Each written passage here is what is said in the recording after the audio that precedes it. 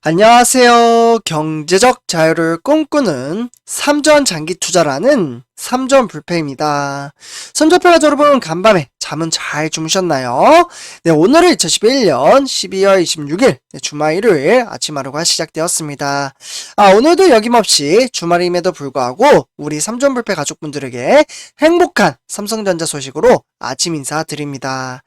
선조평가 여러분들, 제가 이번 시간에는 우리가 삼성전자에 왜 투자를 하는가? 라는 좀 질문을 이에 대한 답변을 좀 드리려고 하는데요. 혹시 우리 삼성투자자분들 삼성전자에 왜 투자를 하시나요? 혹시 시가총액 1위라서 투자를 하시나요? 아니면 이제 미래 전망치가 상당히 높기 때문에 투자를 하시나요? 아마 이제 머릿속으로는 알겠는데 이렇게 이제 답변을 하려고 하다 보니 잘 말문이 좀 막히시는 분들도 계실 거고요. 또는 이제 논리 정연하게 말씀을 잘 하시는 분들도 계실 거라고 생각합니다. 그래서 제가 이 부분에 대해서 좀 차근차근 좀 설명을 드리려고 하는데요. 그러니까 이번 주만 당장 지나면 선절표주문들 바로 2022년도가 새롭게 시작이 됩니다. 그래서 이제 2022년도에는 우리가 투자하고 있는 삼성전자는 과연 무엇을 가지고 매출과 영업이익을 낼 수 있을까요? 그러니까 어떠한 종목으로 어떠한 사업 분야로 인해서 먹고 살 수 있을까라는 질문을 드리는 겁니다. 그러니까 얘들 좀 써드릴게요. 영업이익 그리고 매출액. 그래서 이제 영업이익까지 매출액에 따라서 이게 결국에는 주가로 반영이 되고, 우리는 첫 번째 목표로 10만 전자의 목표치를 일단 잡고 있습니다. 아마 10만 전자만 도달을 하더라도 우리 삼전불패 가족분들과 삼성전자에 투자하시는 모든 분들은 수익성으로 바뀐다라고 보실 수가 있겠습니다. 아마 10만 전자만 가더라도 그때 더 살 걸, 주식수 더 모아갈 걸, 이렇게 또 말씀하시는 분들이 상당히 많이 계실 겁니다. 그래서 당연히 삼성전자가 지금 이제 추진하고 있는 사업이 잘 돼야 영업이익과 매출을 낼 수 있기 때문에 제가 그 부분에 대해서 좀 차근차근 이번 시간에 말씀을 드리려고 합니다. 그래서 이번 시간에는 그 간지러운 부분을 우리 삼전불패 가족분들에게 속속히 분석해 드리도록 하겠습니다. 일단 본론으로 들어가기 앞서 선조표주분들 출첵, 그러니까 댓글로 한 번씩 이제 글을 하나씩 남겨주시면 감사하겠습니다. 너무나도 큰 힘이 되기 때문에 이렇게 좀 말씀을 드리고요. 그래서 선조표주분들, 지금 우리가 투자하고 있는 삼성전자의 변화에 바람이 거세게 나타나고 있습니다. 이재용 삼성전자 부회장이 주도하는 뉴삼성, 뉴삼성이라고 하면은 이게 이제 뉴가 이제 영어잖아요. 그래서 새로운 삼성을 만들어 나가고 있습니다. 새로운 삼성. 모든 게 지금 변화가 되고 있는데요. 사실 고 이건희 회장의 신경영 때처럼 요때 명언이 하나 있습니다. 마누라 빼고 다 바꾸라. 이렇게 좀 이야기를 했었죠. 혹시 기억나시는 분들도 계실 거라고 생각이 들어요. 그런데 그에 따른 이재용 부회장도 똑같이 지금 시행을 해 나가고 있는데요. 최근에 뭐 인사조직이나 개편 이런 것이 그 신호탄이라고 보시면 좋을 것 같습니다. 위상이 예전만 못한 이제 시장이나 기술 그리고 리더십을 회복을 위해서는 절차부심하는 모습도 보이고 있는데요. 그동안 정체됐던 성장의 바퀴도 다시 속도가 낼 것으로 보여지고 있습니다. 제가 아까 처음에 말씀드렸다시피 이제 우리가 투자하고 있는 삼성전자는 이제 매출과 영업이익이 상당히 중요하다라고 말씀을 드렸잖아요. 네, 2008년도 요때 무슨 일이 있었냐면 요때 이제 매출이 삼성전자가 처음으로 100조 원을 돌파를 했습니다. 그리고 이에 따라서 이제 4년 후, 그러니까 2012년이 되겠죠. 요때 이제 처음으로 우리가 투자하는 삼성전자는 200조를 처음 넘겼습니다. 그로부터 이제 하지만 이후의 실적은 벌써 10년째 200조 원대에 갇혀있다라고 보시면 좋을 것 같은데요. 이번 2021년도에 삼성전자가 정말 잘했잖아요. 그럼에도 불구하고 매출은 275조 정도로 추정이 되고 있습니다. 그렇기 때문에 내년에는 과연 얼마가 될까? 지금 이제 외신들이나 이제 우리나라 증권사에서는 300조, 무려 그 전보다도 처음으로 삼성전자가 300조를 열 것이다라는 전망치가 나오고 있습니다. 그러면 어떻게 낼 수 있냐? 그 부분에 좀 이제 궁금증이 생기게 되는데요. 이것을 5가지로 나눠서 간단하게 말씀을 드릴 수가 있습니다. 그래서 제가 관전 포인트 5가지를 차근차근 설명해 드리도록 하겠습니다.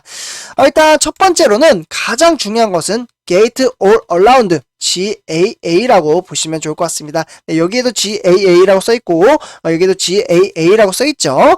사실 제가 이와 관련돼서는 방송을 토대로 너무나도 중요하기 때문에 한 네다섯 번 정도 제가 방송을 올려드렸던 것으로 좀 기억이 나는데요. 그러니까 이제 삼성전자는 이 GAA, 그러니까 신기술 게이트 올 어라운드라고 해서요. 이 기반에 무려 3나노, 네, 3나노 이제 나노미터의 이제 제품을 내년에 상반기에 양산을 목표로 가지고 있습니다.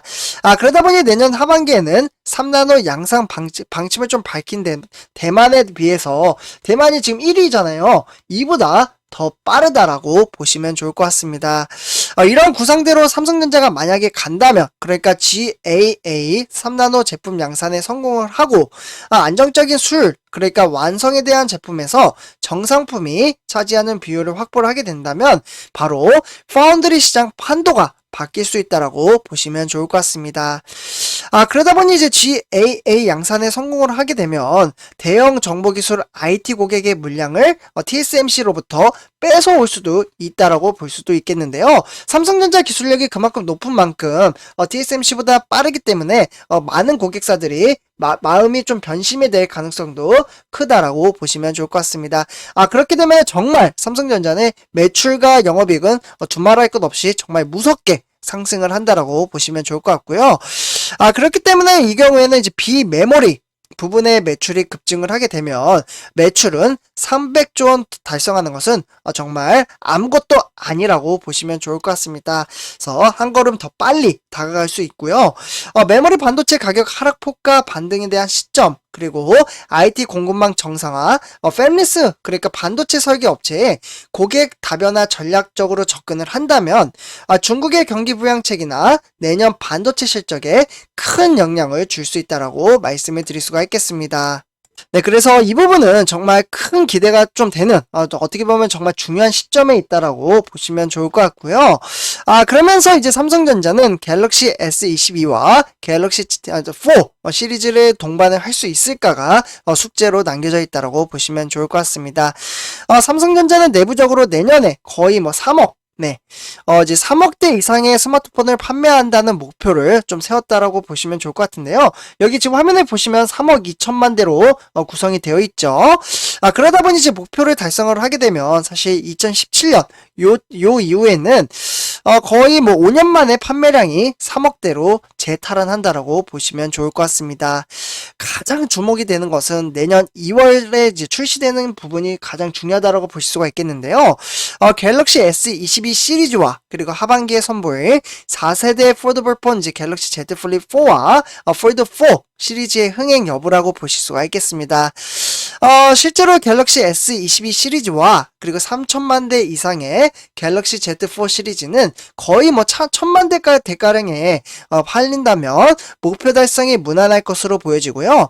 그렇게 되면 스마트폰 부품 부족 사태 장기화와 그리고 중국 화웨이의 스마트폰 시장 복귀 가능성도 폴더블폰 시장 대중화 속도 속에서 실적에 영향을 크게 줄 것으로 보여지고 있습니다. 그래서 지금 전망치가 매우 좋다 라고 보시면 좋을 것 같고요.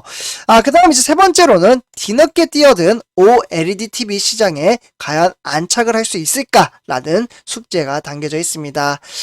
그래서 일단은 이제 삼성전자는 그동안 눈길을 주지 않았던 유기 발광 다이오드, 네, 유기 발광 다이오드는 OLED라고 좀 표현을 합니다. 이 단어 알고 계시면 좀 도움이 되실 것 같아요. 그래서 요 이제 OLED TV 시장은 내년에 처음으로 삼성전자가 출시를 한다라고 보시면 좋을 것 같습니다. 그렇기 때문에 내년 초에 삼성 디스플레이 컴턴 다시라고 해서요. 이 패널을 탑재한 TV를 좀 선보일 것으로 보여지고 이르면 이제 상반기 중으로 LG 디스플레이 패널을 채용한 백색 OLED TV에 선보일 것으로 전망을 하고 있습니다. 정말 저도 큰 기대가 좀 되는 부분이라고 말씀을 드릴 수 있겠고요. 그래서 일단은 이제 내년에 이제 삼성전자의 OLED TV 출하량은 대략적으로 250만 대에서 300만 대 정도로 좀 내다보고 있고요.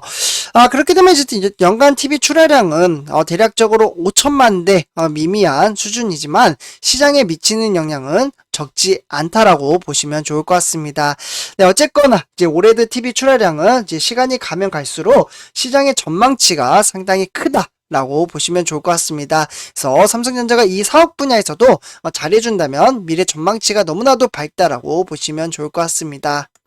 네, 다음은 이제 네 번째로는 이제 해외 투자에 대한 그 투자 금액입니다. 삼성전자는 지난 이제 8월달 향후 이제 3년간 무려 240조라는 정말 막대한 금액을 투자를 하겠다라고 밝혔습니다. 이재용 회장이 8월 13일날 이제 가석방 이후에 이렇게 좀 파격적인 투자를 하겠다라고 이야기가 나오면서 정말 어닝 서프라이즈 깜짝 놀라신 분들도 많이 계실 거라고 생각이 드는데요. 이 중에 이제 해외 이제 투자 금액은 60조라고 말씀을 드릴 수가 있겠습니다. 삼성은 미국 텍사스주 이제 테일러 이제 파운드리 공장에 일단은 20조 정도 이제 투자를 했죠. 네. 이 부분은 제가 이제 방송을 토대로 좀 말씀을 드렸었는데요. 그러면서 나머지 이제 40조 원이 좀 이제 관심 포인트라고 보시면 좋을 것 같습니다. 이 40조 과연 어디에 사용을 할까요? 일단은 이재용 부장이 최근 행보를 고려를 할 때 인공지능이나 이제 6세대 AI죠. 그리고 6G가 되겠습니다. 그리고 이제 차세대 통신 기술을 보유한 업체를 인수할 가능성이 크다라고 보시면 좋을 것 같고요. 이와 더불어 이제 바이오 시장에서는 위탁 개발 생산을 하는 CDMO라고 해서 백신이나 세포 유전자 치료제 개발 능력이 있는 바이오 업체의 유력 차량용 반도체 업체 인수에 나설 것으로 보여지고 있습니다. 그러니까 이제 삼성전자의 이제 기업 가치가 올라가기 위해서는 결국에는 이제 실적을 넘어서 새로운 변화가 필요하다라고 보시면 좋을 것 같고요. 그렇게 되면 사업 구조 재편이나 M&A 네, 인수합병이 되겠죠. 제가 방송에서도 이제 수시로 말씀을 드렸던 부분인데요. 이러한 것들을 토대로 이제 변화의 가능성을 보여주지 않을까라는 생각이 들기도 합니다. 그래서 일단은 이제 투자 금액이 너무나도 중요하기 때문에 삼성전자는 그 기로에 좀 서 있다라고 보시면 좋을 것 같습니다. 다음에 이제 다섯 번째입니다. 네, 마지막으로 이제 삼성전자가 결국에는 이렇게 팀을, 이제 조직을 완전히 바꿨다라고 제가 처음에 말씀을 드렸잖아요.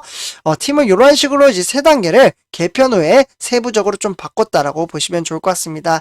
뒤에는 이제 익스피리언스라고 해서 경험을 토대로 뭐 DX, MX, CX, 그리고 태스크포스라고 해서요, 로봇 사업팀을 격상을 시키면서 앞으로 차세대는 로봇 시스템이 어떻게 보면은 회사의 중심이 될 수도 있다라고 보시면 좋을 것 같습니다.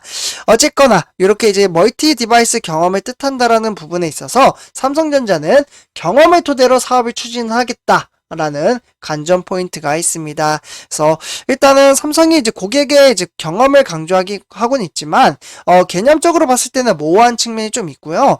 어쨌거나 내년에 삼성은 어떠한 이제 퍼포먼스를 보여주는지는 뉴 삼성 웨이가 좀 선명하게 보일 것으로 말씀을 드릴 수가 있겠습니다. 그래서 선조표자분들 이렇게 이제 전체적으로 우리가 투자하는 삼성전자의 2022년도 그리고 앞으로 미래 전망치에 대해서 한번 말씀을 드려보았습니다. 정말 가야 할 길도 앞으로 이제 험난한 길도 예상이 되는데요. 이게 한 번에 매끄럽게 간다면 정말 좋죠. 그러나 정말 어려운 길입니다. 이 어려운 길을 하나씩 극복해 나간다면 우리는 그에 따라서 이제 증시도 정말 많이 등하락을 보일 겁니다. 정말 이재용 부장이 이제 부단하게 이제 노력을 함으로써 이제 회사를 크게 이제 조직화시켜서 나갈 것으로 보여지곤 있지만 그 길은 평탄하고 쉽지는 않을 겁니다. 그래서 어쨌거나 증시가 등하락을 보이면서 크게 폭락장이 오더라도 이때 버틸 수 있는 사람만이 나중에 큰 행복을 얻을 수 있다라고 말씀을 드릴 수가 있겠습니다. 그래서 이렇게 좀 말씀을 드리면서 이번 영상 마치도록 하겠습니다. 선조표하시분들 제 영상이 도움이 되셨다면 댓글 한 번씩 그리고 좋아요와 구독도 한 번씩 부탁드리겠습니다. 네, 출석 체크 한 번씩 부탁드릴게요. 네, 감사합니다.